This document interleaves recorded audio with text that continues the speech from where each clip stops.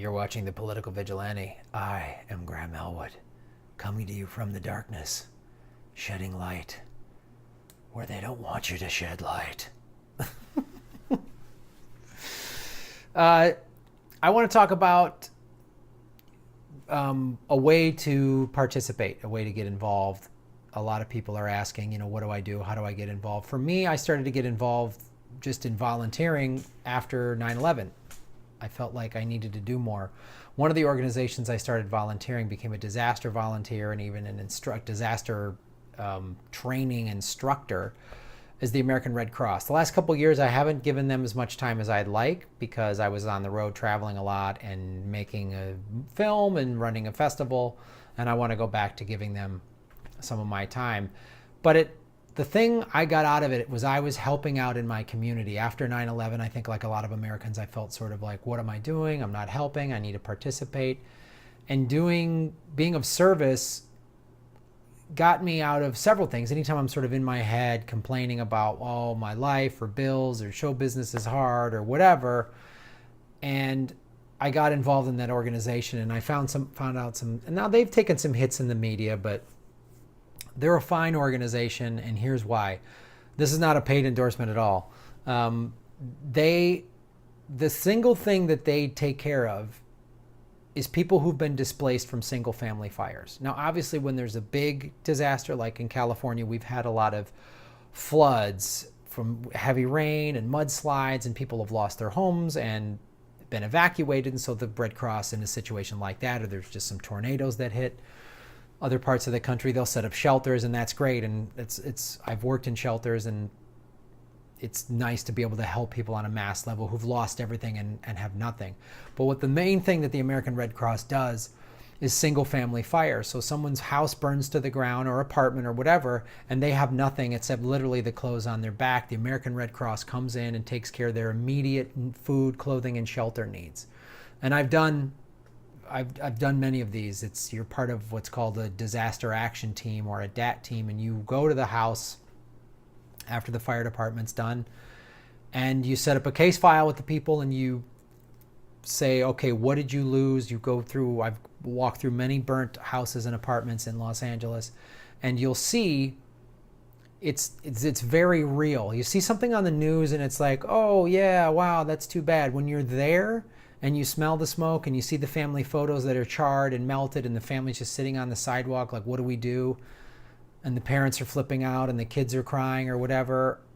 And I've been able to, so these vans, these American Red Cross, they're called DAT vans, show up, and we have basic stuff in there like what they have a comfort kit, and it's because literally you have the clothes on your back and everything else is gone. And if you don't have insurance or money or a credit card or whatever, and it's not just low income people, I remember we did a guy's place and he had this nice condo and he was getting ready to move, and there was like somebody in a couple units over, had some messed up electrical, whatever, a fire, he lost his place, and he was like, man, I'm out of money. I've spent it all on inspectors and getting ready to buy my new place. I'm just completely cash poor. And it was like it happened like late on a Friday night. So it was a Saturday, and his insurance, he's like, I didn't know what to do. And this guy had a good job and a nice condo, and he had nothing at that moment. Think about if any times that's happened to you, or you've just been tight, or you're between paychecks or whatever. So the American Red Cross, which shows up, these comfort kits have things you wouldn't think about after a fire, but shampoo, toothbrush, comb, soap, razor, stuff you're like, and they've given you that. And then they open a case file, and if need be, if you don't have anywhere to stay, the Red Cross will they have deals set up with, hotels and motels in the area. And then you get these little cards, then they'll put money on it to where you can go to like a Target or a place like that and get some basic supplies, basic food. And the American Red Cross takes care of your basic needs, and then they get you set up and they open up a case file, and then after you're kind of a couple days later, you go into the Red Cross and they'll set up a long-term plan for you, and they work with government, municipal government agencies that help with putting people back on their feet and getting, vouchers and all this stuff. And that's the number one thing the American Red Cross does. And I started volunteering there, and I took a bunch of classes, and the volunteers are trained volunteers. So that's a great organization. You go to AmericanRedCross.org. It's a great way for you to participate. And you're going to meet a bunch of people in your community you might not have never, like the other volunteers are people I never would have met. None of them worked in show business. Some of them were retirees. Like, when am I going to hang out with a bunch of retirees?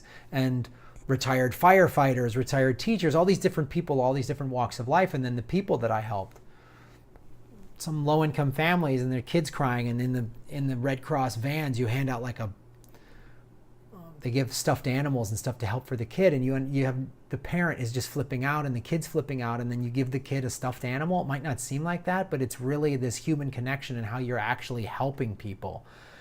Everything is so divided right now and so ugly that to help a fellow human being, especially one that's gone through a lot. The American Red Cross has nothing to do with immigration, doesn't care. You know, I must have dealt with so many people that were probably in America illegally, gave them assistance. No one, we always would say, look, legally we are not allowed to give your information to the INS. It's not, or ICE now, it's not possible. Trump might try to change that or defund, whatever, but it's been a fantastic learning experience for me, and makes me feel like I'm helping in my community in a very, it seems like a small way, but it's actually an amazing way, and it's a great organization to donate money to. It's not just the organization that takes your blood, it helps people, and it's affected me for the better in so many ways. Go to AmericanRedCross.org. It's a way you can help make Gotham great again.